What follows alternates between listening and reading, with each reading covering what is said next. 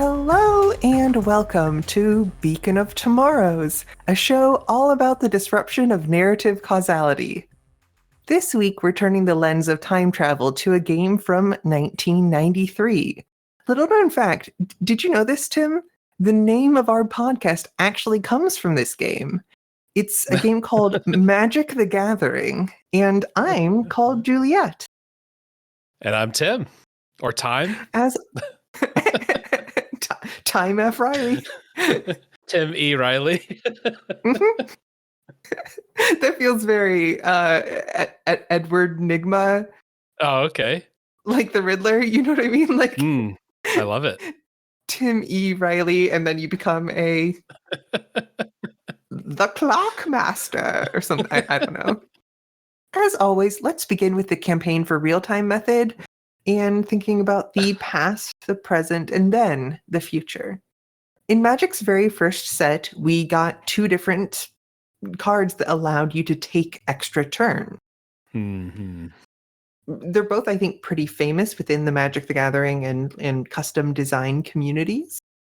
We've got Time Walk, 1 in a blue for a sorcery, take an extra turn after this one, and Time Vault for 2 generic mana. It's an artifact that you can tap to take an extra turn, but it enters tapped and it doesn't untap unless you skip a turn to untap it, because it doesn't untap during your normal untap step, which is part of the normal beginning of each turn. And so from the beginning, Magic said, you're taking turns, and sometimes you're taking extra ones. I think some of these other cards I might have more to say. These are so iconic to me. They're so baked in that it's hard for me to push anywhere with them and say, well, of course it should cost more mana or whatever. I just like both of these cards. They're both like super busted. You only play with them in busted formats. Whenever you cast Time Walk, it's like such a cheat that it always feels so good. Have you ever cast Time Walk as just an explore? Yeah, I think I did that probably this year. Vintage Cube. Just like, well, worst case scenario, I get to draw a card and play an extra land. Not committing anything to the board, but I think even then, kind of crucially, it's sort of an explore that creates a Time Walk in your graveyard. And so you can Snapcaster it. You can do something else with it. So even when you're just exploring it, you're like, I'm coming back to that later. That's a good point. And Time Vault, of course, with your Voltaic keys, with your Tezzerets, with your lots of ways to untap things over the course of the rest of Magic. Yeah, Time Vault, we even did a whole 11th edition on. We were so excited about it, me and Christopher. It was just like Twiddle, I think, in original Magic that you could kind of combo with this. But then, we upgraded to Voltaic Key and the like afterward. Tezzeret. That's such weird art. I think that was kind of crucial for Time Vault. I feel like it's very of a piece with the underworld setting. The Asmarana, Mardica, Dice, and Oculticar, like sort of, there's this like hellish plane where there's demons and everybody's a little bit freaky. Everybody's walking around with weird masks and carrying weird things, and a lot of odd profiles. So after we have these overpowered 2 mana Time Walks, rather than just increase the mana cost, the next thing Magic does is, well, we add a different cost, but we keep it at 2 mana with Final Fortune, Last Chance, and then in Portal 3 Kingdoms, Warrior's Oath. They're all 2 red mana. Some of them are sorceries, some of them are instants, and they all just read, take another turn after this one, you lose the game at the end of that turn. How do these strike you? You a fan of these? When I was an early Magic player, or when I was first like catching up on Magic's backlog and everything, there were a lot of weird cards with drawbacks. There were a lot of, here's a blue flyer that you've 3 less cards in your like maximum hand size. These are big things. And it's like, well, either this is something you do want to use, in which case you need to like unlearn thinking that this drawback is that bad, or this is so bad that it's not playable. And you have to kind of figure out which of these two, it's a bimodal distribution when it comes to drawback cards. It's almost like what are they called? The Lucky Charms that used to be in all of the core sets. Gain a little bit of life when you cast colorful spells. Dinky artifacts. Yeah. You must spend an extra mana to gain 1 life when you cast a green spell. This is I feel like in a similar camp of you're mostly not supposed to play these, I think. But I don't actually know whether if they were printed today, whether you would want to use them in like a really low to the ground, like a Gruul Storm, Gruul Prowess, Infect sort of strategy. Yeah. I think when I was a kid, I had no time for these cards. This drawback was way too high. I remember Warrior's Oath got reprinted kind of recently, so I think I saw it in a draft or something. But even then, I don't know that I played it. It maybe is a fun deck building thing, but it kind of has to be a mythic, but it's sort of draft wise, it's sort of like a really build around kind of like low pick. Except for that maybe monetary value. The game designer in me wants these to say, when it's not your turn, you lose the game. At the beginning of any other player's upkeep, you lose the game, rather than you lose the game at the end of that turn. Because they're like mostly the same, but then it's like, okay, but if I draw into another one, like a reason to want to have a bunch of these, that does mean that this kind of breaks the game with any sort of like Isochron Scepter.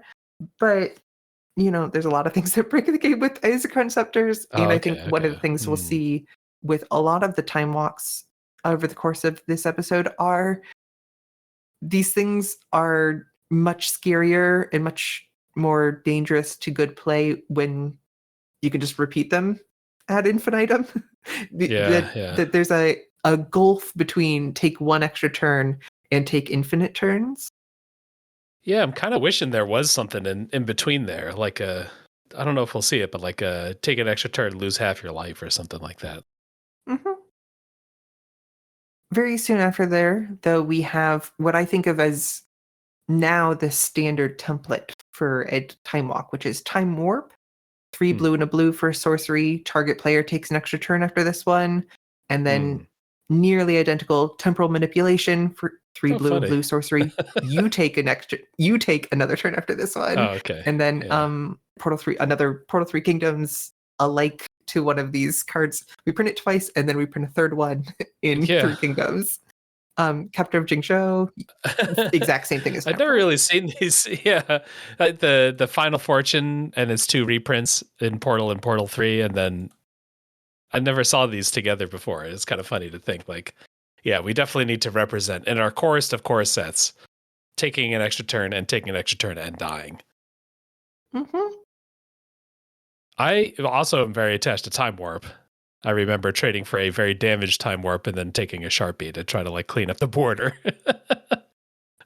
so that I could play it a little more easily in our sleeveless decks. In the year 2024, in the present of this narrative causality, have watched someone this week win a Magic the Gathering Modern League with Time Warp as the win condition. Your friend Aspiring Spike. It's a Bant Cosmic Rebirth deck, the sort of deck that used to have like Soul Herder and stuff. Yeah. The main combo is Eternal Witness and Time Warp.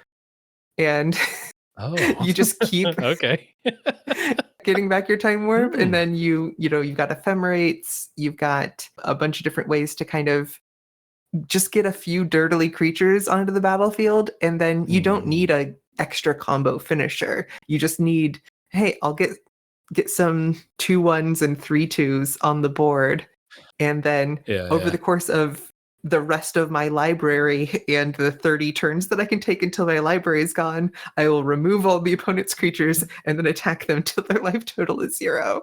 And it's such an honest way to get a infinite turn win, I think. That's beautiful. I think we're also getting into cards that you might consider playing in a regular commander deck. And I think that that's where some of my opinions on Time Warp, or a lot of people's opinions on Time Warp, might start to kick in. I play a lot of bluish decks in Commander. I like playing Izzety, kind of sit back a little while kind of things. But somehow time warps feel a little unethical to me. I never want to do a time warp, or rather, I don't want to subject people to watching me play for 8 minutes and maybe win the game. Mhm. One on one, anything, it's whatever will win. But in a multiplayer game, I kind of don't want to do this. Which is funny because, in a way, in multiplayer games, time warps have like magnified value because you're not just Okay. skipping one opponent's turn, you're Yeah. skipping 4 or 5 opponents' turns, but you're also making 4 or 5 people sit through your turn. Yes. So like Yes. the mechanical advantage is magnified at the same scale that the social disadvantage Yeah. is magnified. So I can see not wanting to do that. I think especially a card I think of as a commander card is Time Stretch.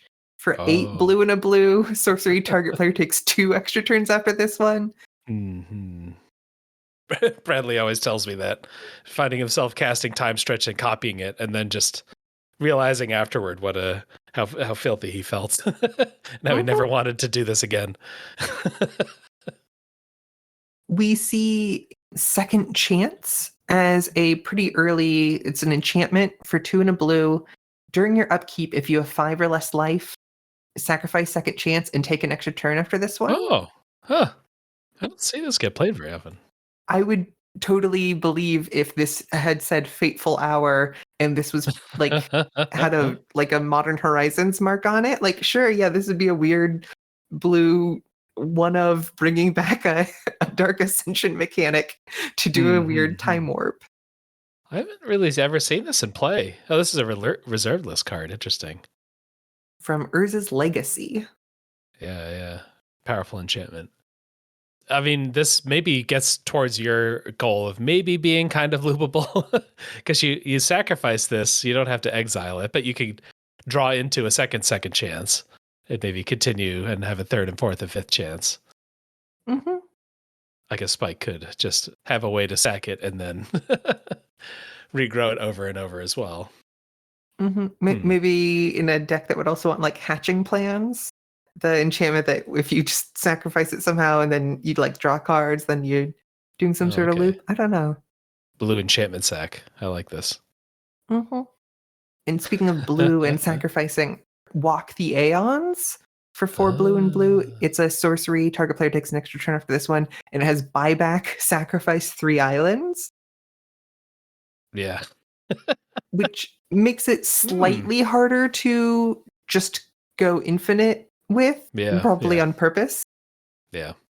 I'm not sure I've ever seen this cast without somebody buying it back once. I don't know that I've seen a lot of buying it back every turn, but sometimes take an extra turn, sacrifice 3 islands, then take an extra turn, and like, hey, by the time you've gotten 3 turns in a row, you don't necessarily need to copy Time Stretch to win the game. Sometimes taking 2 extra turns after your first one is enough. This is maybe hitting that bar that you're hoping for of recasting it once, but not forever. Mm-hmm. A cool art reference too, just like the weird muscle anatomy bodies pulling the time pendulum back, kind of the time walk buddies. Do we ever get a creature that it is the creature that's in the time walk art, the weird like muscle, partial skeleton? You know, if I did a Magic the Gathering podcast, I could probably answer that. But since I only do a time travel podcast, I admit I don't know all the Magic the Gathering characters. Well, if you're locked into this one episode for infinity, maybe by the 300th iteration of this podcast, you'll have that answer. I thought we'd look at some of the multicolored ones from the Ravnica blocks real quick. Stitch in Time, I think, really helped get what is out there a little bit. 1 blue and a red for sorcery. Flip a coin. If you win the flip, take an extra turn after this one. I think mostly played with, what is it, Krark's Thumb, the coin flip specialist sort of thing. And then later on, we get Ral Zarek as a planeswalker whose ultimate is flip 5 coins take an extra turn after this one for each coin that comes up heads.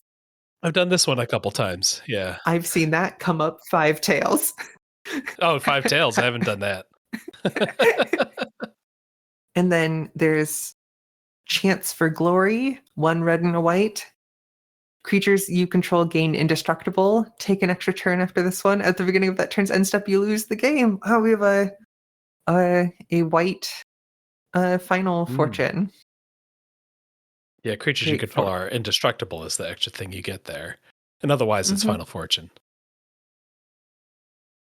This had kind of meme value in draft. People would deploy this on you, and then you just have to tip your hat and take your loss. Your opponent sets up blocks. You've got this in hand. You keep all your creatures indestructible. All their blockers die. You sort of get extra combat, but maybe an extra draw step along with that extra combat. When somebody plays something like this, do you preemptively like concede? You're like, I think they've got it, or do you go, no, I'm just gonna see, just gonna get to the end of this, and let's see whether or not you do actually lose the game at the end of your next turn. I mean, that is kind of fun about the red extra turns, where you, with the blue extra turn, I really am ready to concede if I see that in EDH or something. But if it's the red extra turn, it's like, well, what could it be? 3 more minutes? Let's do this. I want to see what happens. Be my guest. When you're reading Stitch in Time and talking about like the Krark, coin flip deck, and there's like kind of enough coin flip cards that you could play that in EDH, it kind of made me think that like maybe there could be other bad extra turns that just like come to life with some synergy. It feels like we kind of just get vanilla or vanilla plus extra turn cards, but I want to see some cards in the vein of Stitch in Time. Thinking about like Lighthouse Chronologist, which is the level up into taking an extra turn. Sage of Hours, which is the heroic. You like target it and put +1/+1 counters, and then you can spend 5 of those into an extra turn.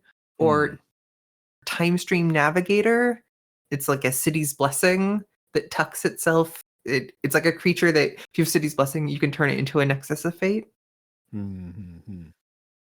I think that some of those could be getting close to it, but we'll also see some cards a little bit later on that people actively do use. Yeah, I think non-creatures have more combo potential there. Okay.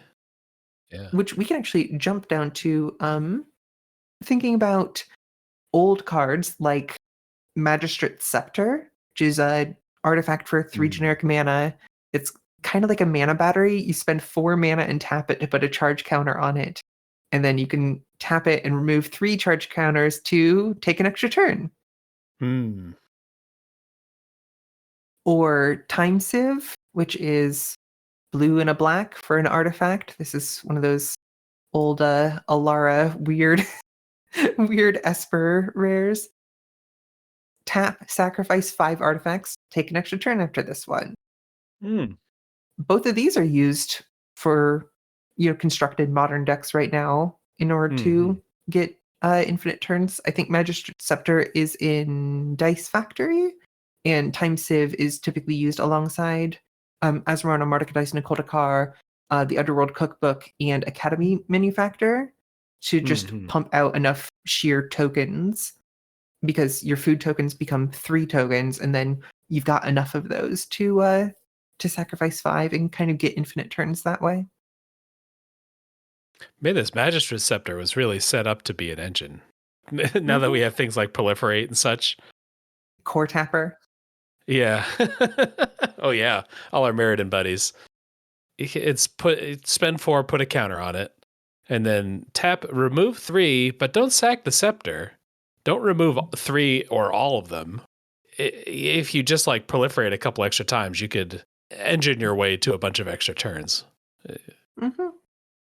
I guess, it was originally, what is this? Mercadian Masks. Yeah. So maybe they didn't quite know about those guardrails yet. And then they brought it back Adam in M19, I think. So yeah. it's back. in this same artifact space, we've got a relatively recent card from All Will Be One, Iker Moon Gauntlet for 2 and a blue artifact. It's Tameo being weird and gross and Phyrexian-y. It has planeswalkers you control have loyalty 0, proliferate, and loyalty -12. Take an extra turn after this one. Whenever you cast a non-creature spell, choose a counter and put an additional. You're basically proliferating on a single target. Yeah. Which So I you gotta haven't have your seen planeswalkers out. somebody. Yeah. I Yeah, haven't seen someone do that. I had like a red-blue planeswalker deck for a while, and I don't know. Somehow this this seemed too gross. Maybe it's not too gross though. Maybe it's vulnerable enough. If you have 6 planeswalkers out and this, each Yeah. one of those is proliferating. I think it might actually be 4 planeswalkers that you can really, because if each one of them is proliferating, they're bumping up, and then you're minusing one of them back down, and then proliferating up and minusing one of them back down. You might be able to like loop, and then at a certain point, if you've got enough of a threshold, you can use those planeswalkers normal ultimates in addition to the -12, and then you're like, wait a minute, I don't need to use -12. These planeswalkers come with ultimates, unless they're the little War of the Spark ones that like don't. I think this is the card that I would play if I could play EDH against 3 AI opponents, because I would enjoy taking all those actions. But this is even further into the crime zone than casting Time Warp a bunch of times. I thought it was interesting to look at the time and space after Time Spiral block, which had a big like time theme. Right after that, we got Lorwyn Shadowmar block, which had 3 time warp effects in it. That's nuts. We got Wanderwine Prophets, which is a champion of Merfolk and then sacrifice more Merfolk. And you can, as long as you can keep playing Merfolk, you can keep taking extra turns. But maybe they had the same realization with when they saw Stitch in Time. They're like, we got to make more awkward synergy extra turn cards. And then, there's like a 2-year gap or 3-year gap. And then, hey, we get a bunch of Lorwyn extra turn cards. They were inspired. You have to have a Merfolk that you don't really need. So you could champion onto it. And then you got to swing with this guy the next turn and then sacrifice another Merfolk and then take an extra turn. I guess you could sacrifice this if you just want one extra turn. I don't know. I kind of like this one. Yeah. This was making me happy. And then in Morningtide, we got Notorious Throng, which is a confusing card because it's a 3 and a blue sorcery. It's a kindred sorcery rogue. It's named Notorious Throng, so it sounds like a creature card. It's a sorcery, but it's a sorcery with a creature type. It's got Prowl, 5 and a blue. You put a bunch of fairy rogue creature tokens onto the battlefield, where X is the amount of damage dealt to opponents this turn. And then if you paid the Prowl cost, so if you dealt that damage with a rogue, you get to take an extra turn. So you can either get tokens equal to the life lost, which feels not that blue to me, and then you can take an extra turn if that damage was dealt by a rogue. What a weird card. Morningtide never fails for having these weird weird format. ones. I get some number of rogues based on the damage you dealt. Yeah, that is very weird in blue. I guess it's just sort of like we need it needs to be a scaling effect. It kind of because part of this card has to not be conditional. It has to just be here's an effect, and then there is a part that is conditional, which is get an extra turn.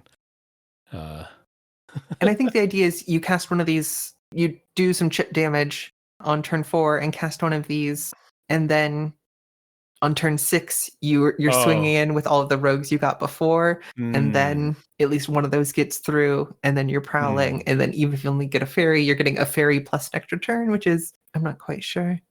That makes sense. Yeah, we're thinking in the you're going to cast multiple copies of this kind of mind space.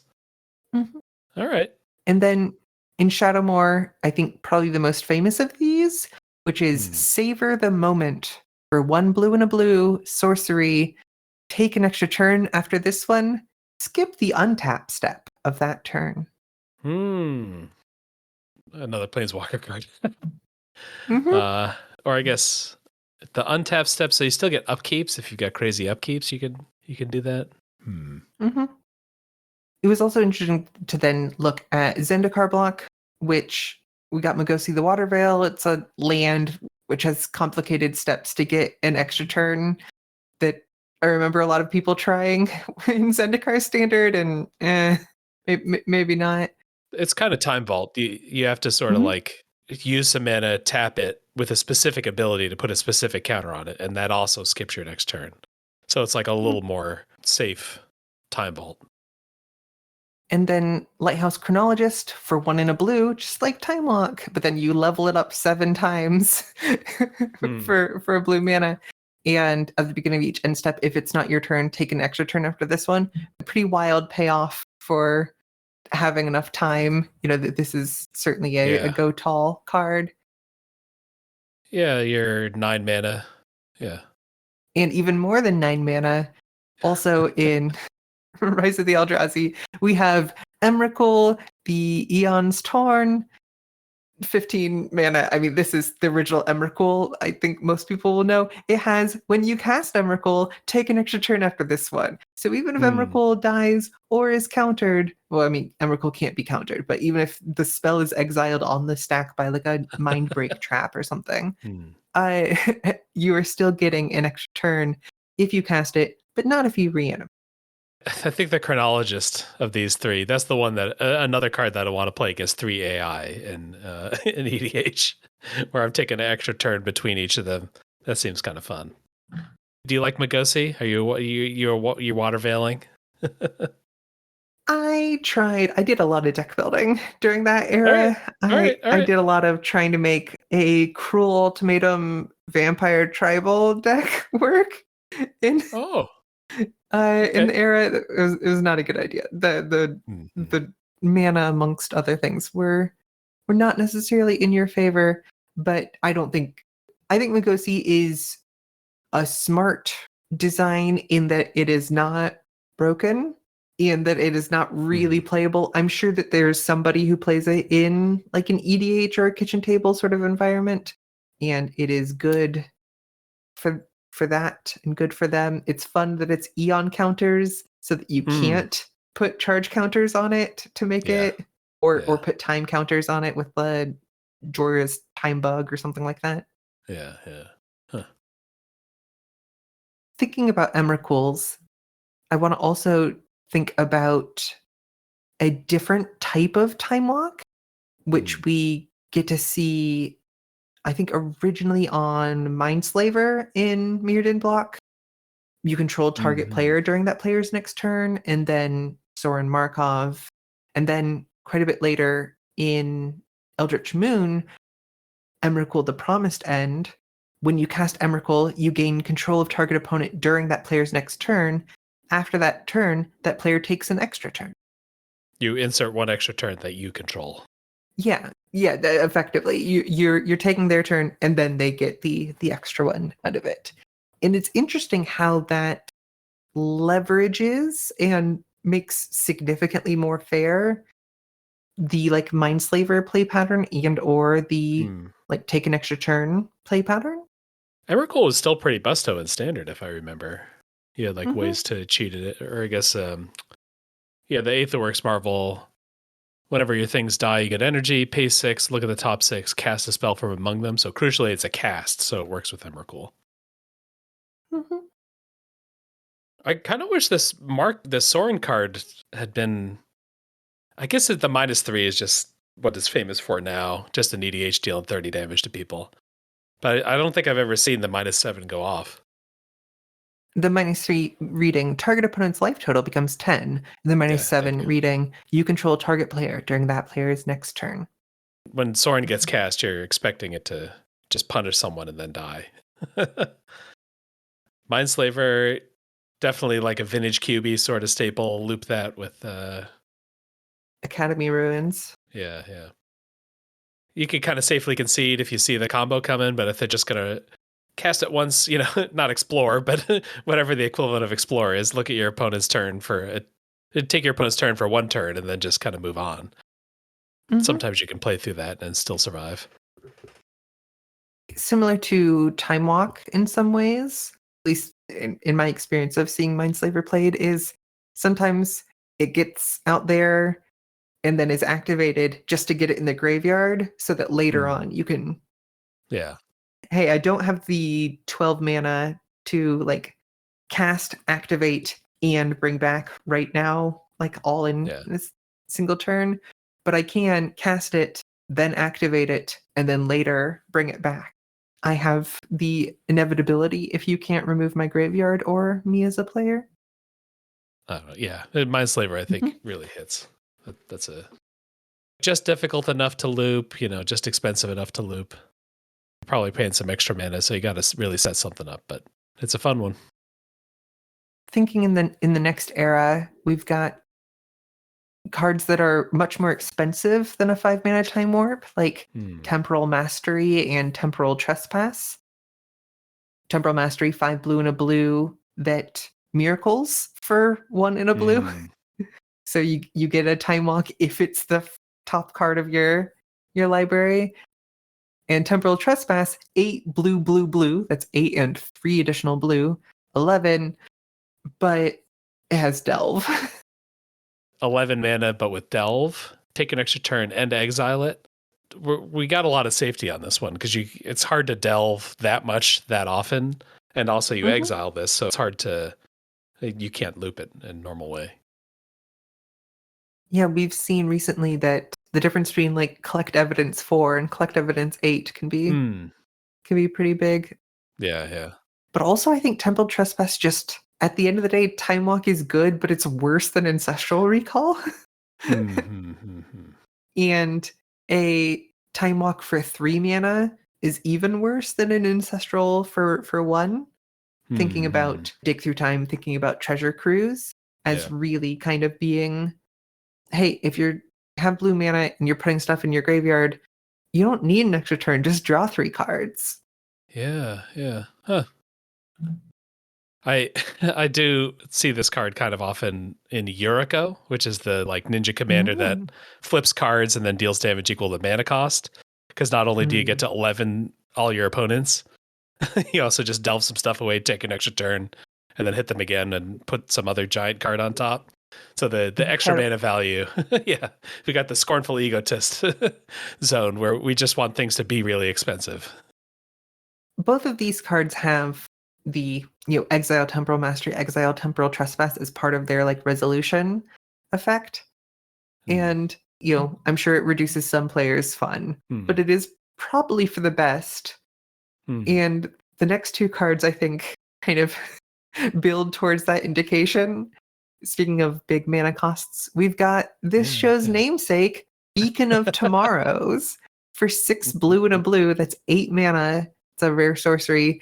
Target player takes an extra turn after this one. Shuffle Beacon of Tomorrows into its owner's library.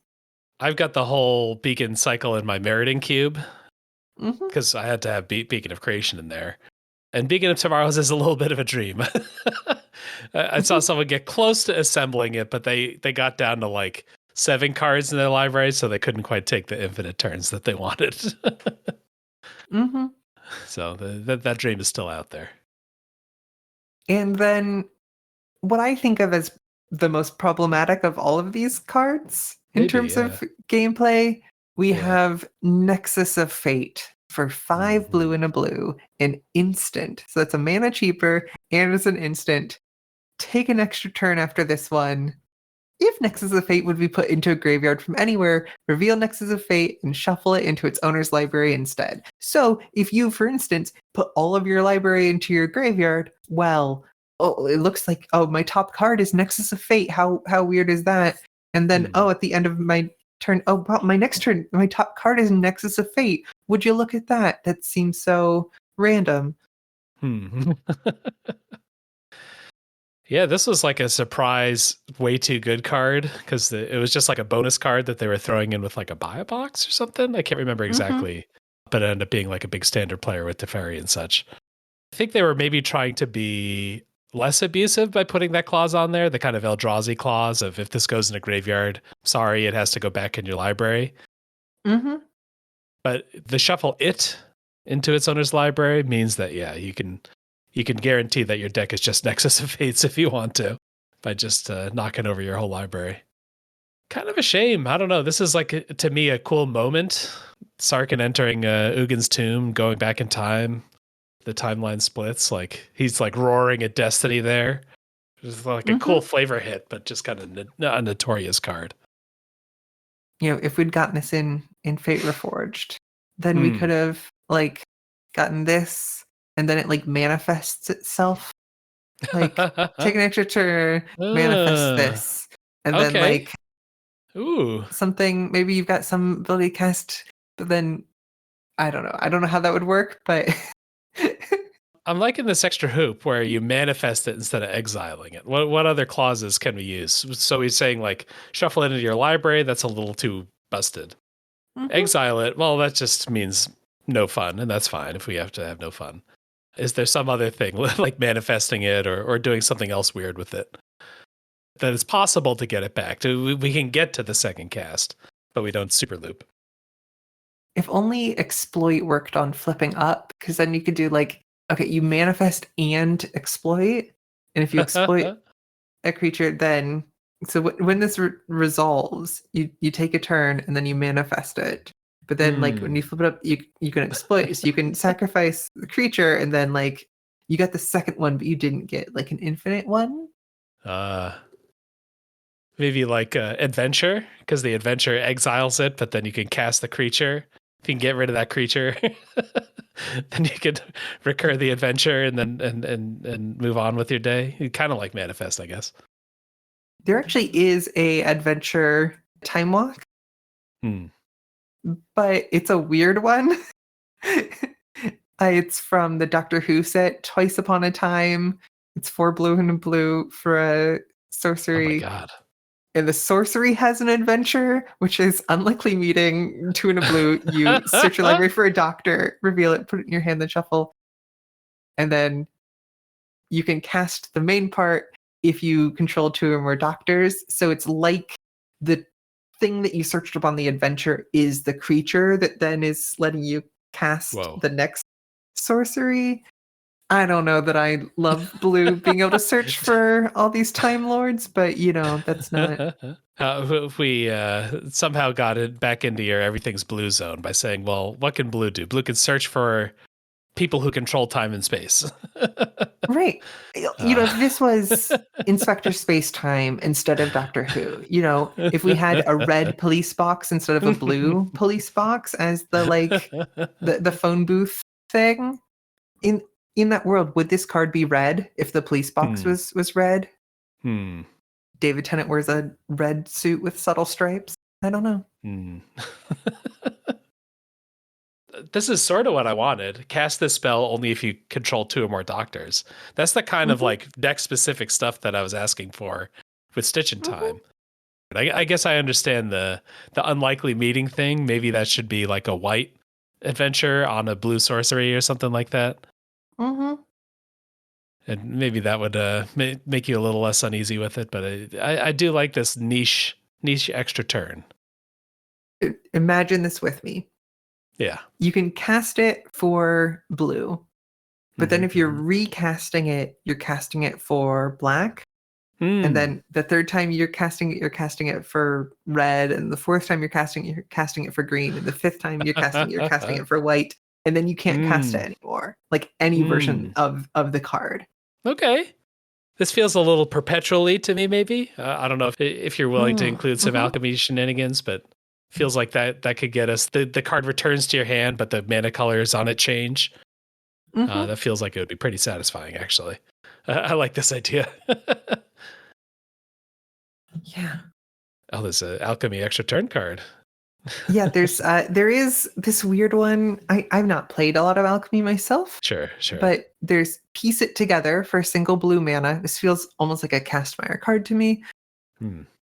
It's a sorcery with starting intensity 1, Draw a card. If Piece It Together's intensity is 4, instead take an extra turn after this. Perpetually increase Piece It Together's intensity and the intensity of cards named Piece It Together in your graveyard, hand, and library by 1. Mm-hmm. So the third time you cast it, you get an extra turn, and then the fourth time you cast it, you're just drawing a card again. Oh, okay. Hey, why not? Very beetle elixir, I think. As we come closer to the end of this podcast, I'm thinking also a lot about end the turn effects. Oh, okay. Famously, time stop being one of them, for blue and blue for end the turn, which I think of as a kind of time walk. You could cast it at your opponent's upkeep if you wanted and just skip their turn. Yes. But also glorious end for 2 and a red.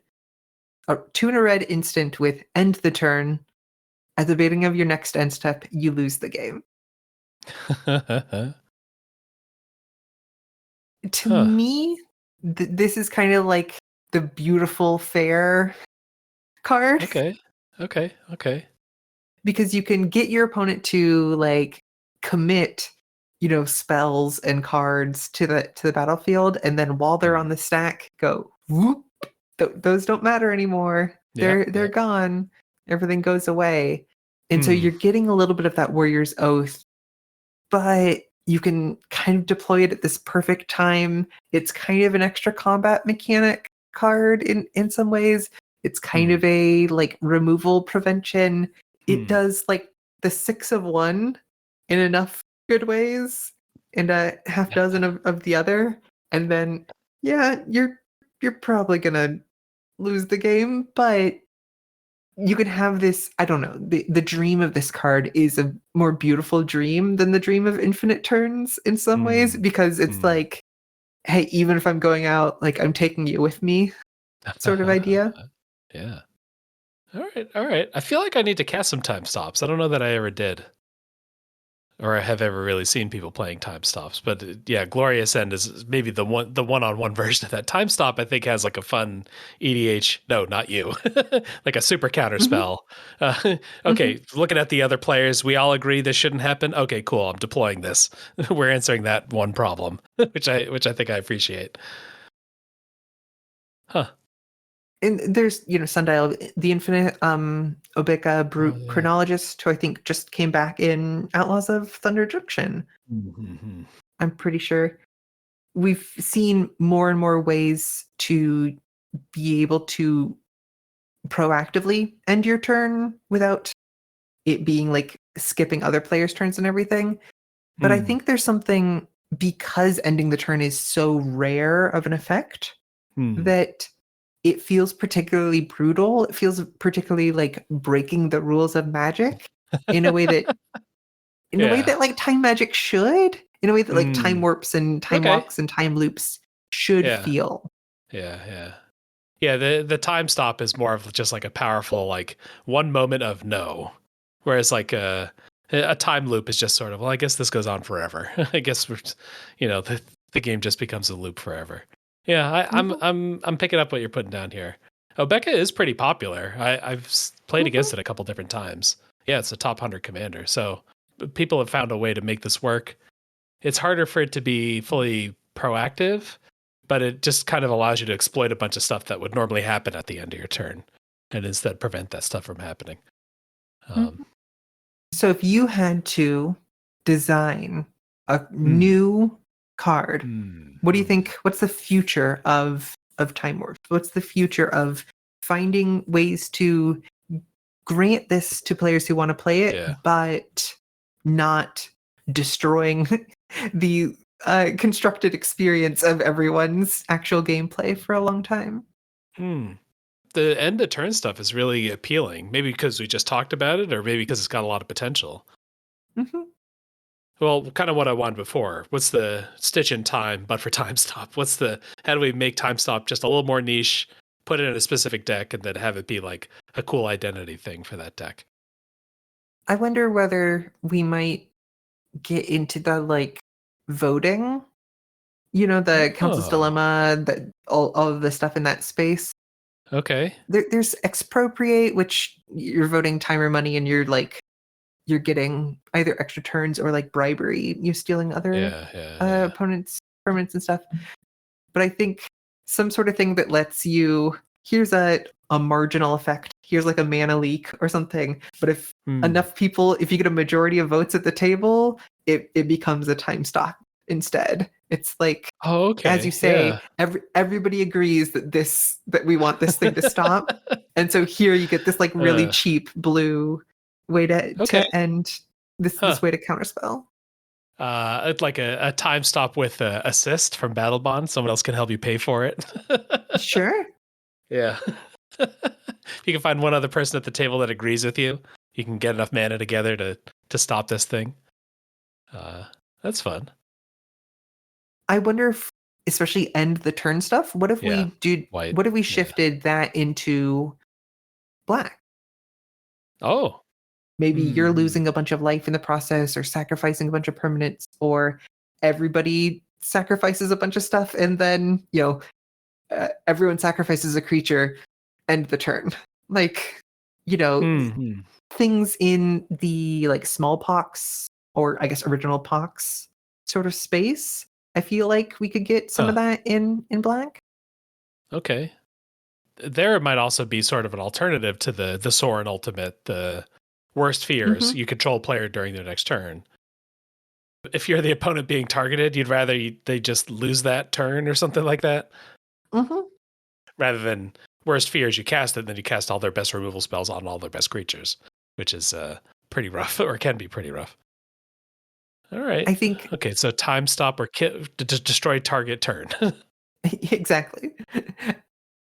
A black red card and you that's like you control target player until the stack empties. Basically, you can choose the targets for Hmm. anything that goes on. You can kind of choose Okay. modes as things resolve or whatever. And when the stack is empty, end the turn. So it's not a counter spell, it's a like a redirect, Okay. and then the turn ends so that you are skipping some of the combat stuff. We've seen white play around with skipping combat phases and things a few different Yeah. times in Magic's history. I think they've shied away from that, probably Yeah. for good reason, Yeah. because Yeah. it can get pretty crummy. Huh. Black time control. Interesting. I guess in the kind of lich or like demonic bargain kind of space, you could have extra turns through an enchantment that also is like hurting you all the time. That would feel pretty black. Mm-hmm. Phyrexian Arena, but instead of drawing a Yeah. card, you're drawing a card and untapping your stuff. Yeah. Lose a life for each land you control. I don't know. What's like a brutal Yeah, thing to make as a cost? that seems plausible. Take an Yeah. extra turn whenever a permanent you control untaps or leaves the battlefield during that Hmm. turn, you lose one life. Like, okay. I guess the savor the moment technology of, hey, you get an extra turn, but you don't get to untap during that.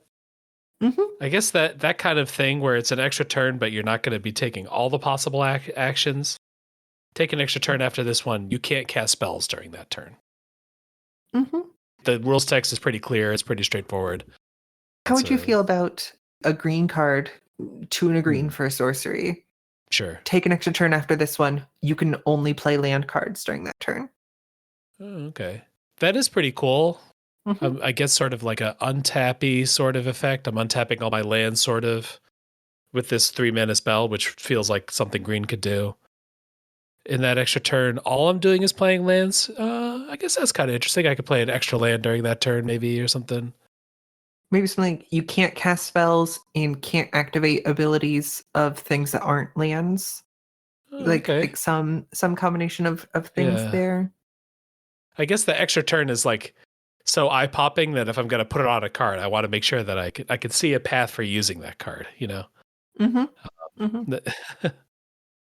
maybe that's happened too often, and maybe the cards are too good. Like most of the cards end up being too good, or very good Mm-hmm. at least. It's just Yeah, interesting to think about explore as a yeah, like take literal. an extra Yeah, turn. You can't do anything but draw a card. and play a Yeah. land. Don't untap the rest of your permanents during that turn. You can't activate any abilities, and that turn ends after the beginning phase.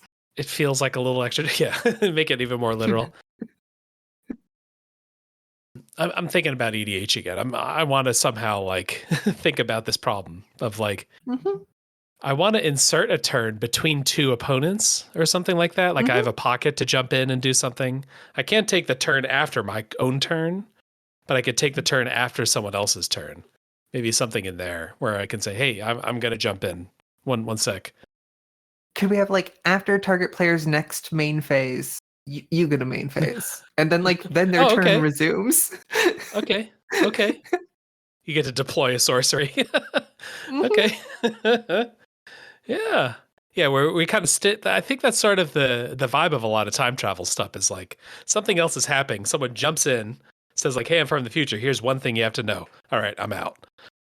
Mhm. Like something that captures that flavor could be pretty appealing for a new card. I'm thinking, especially in a multiplayer sort Hmm. of situation, you have your turn and it goes through, but after combat, it goes to your end step, and then your second main phase just happens during one of the other players' turns. Oh, okay. So there we're taking some of the time vault technology of like losing out on something so that you gain Mhm, it later. Yeah, the mhm. Magosi, the Watervale land thing where I have to lose my main phases during my turn, but I get to insert my main phases somewhere else. With the kind of idea that, like, hey, I am time traveling, but like I have to go there. I can't be Hmm. there and here at the same Oh, okay. time. I like this.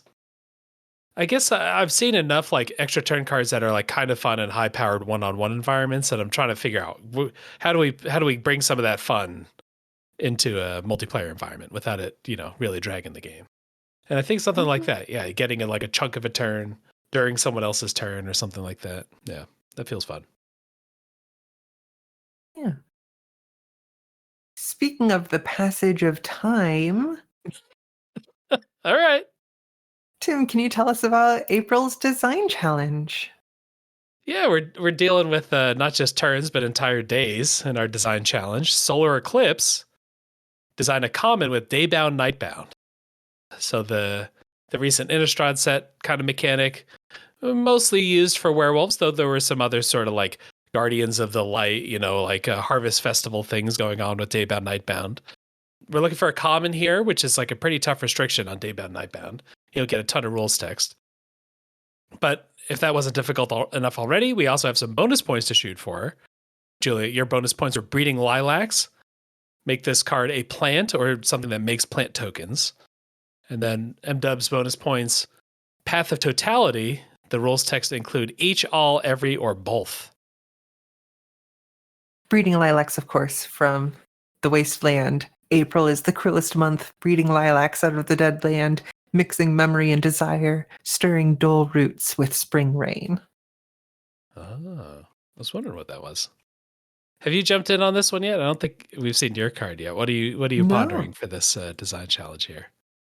So so my most recent daybound nightbound card was the most complicated card I've ever submitted for any design thing ever.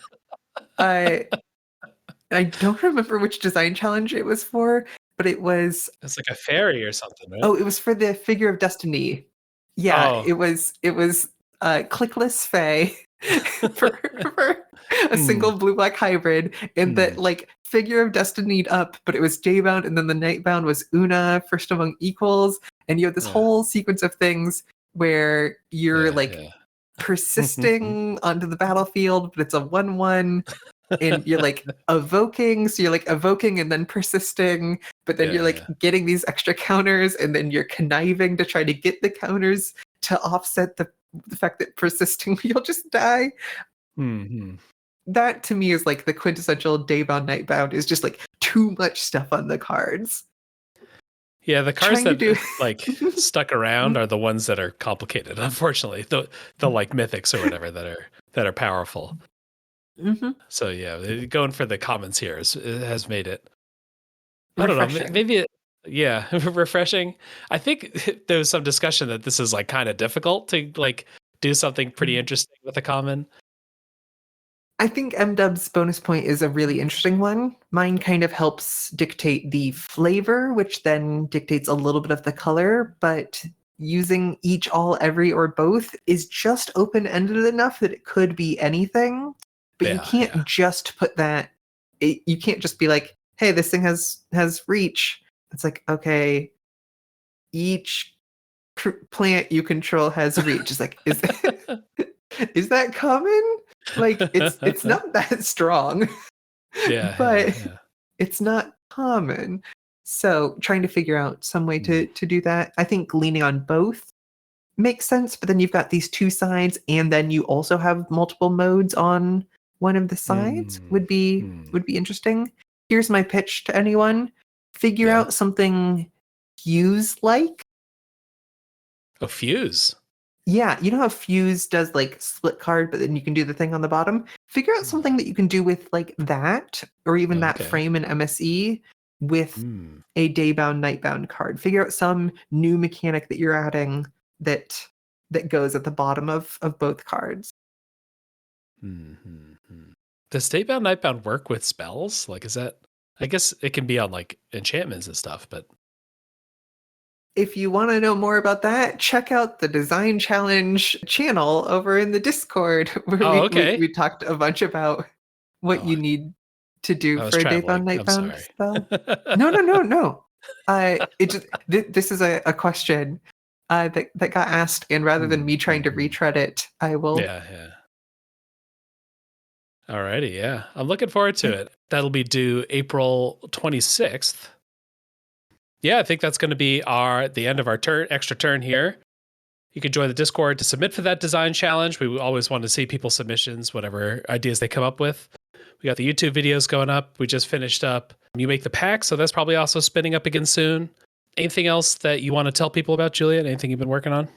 Yeah, actually, the other podcasts I do are over on the Moonshot Podcast Network, which is Yeah. doing a Patreon drive right now. Okay.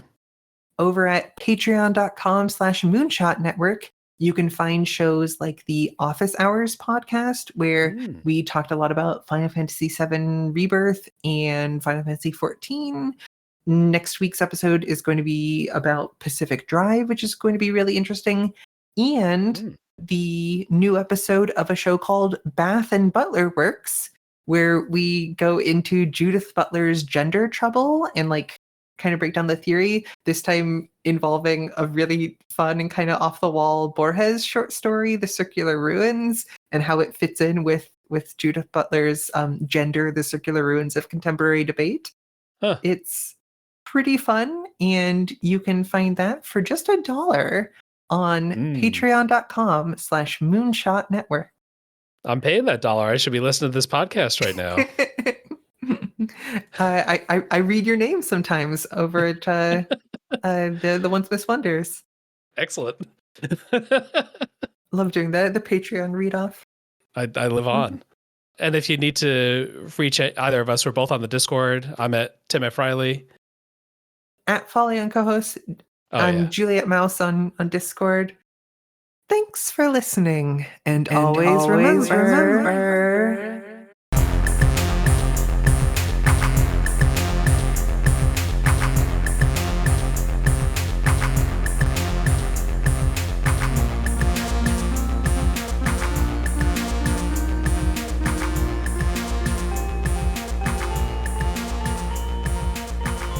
Hello and welcome to Beacon of Tomorrows, a show all about the disruption of narrative causality.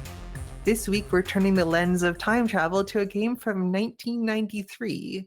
Little known fact, did you know this, Tim? The name of our podcast actually comes from this game.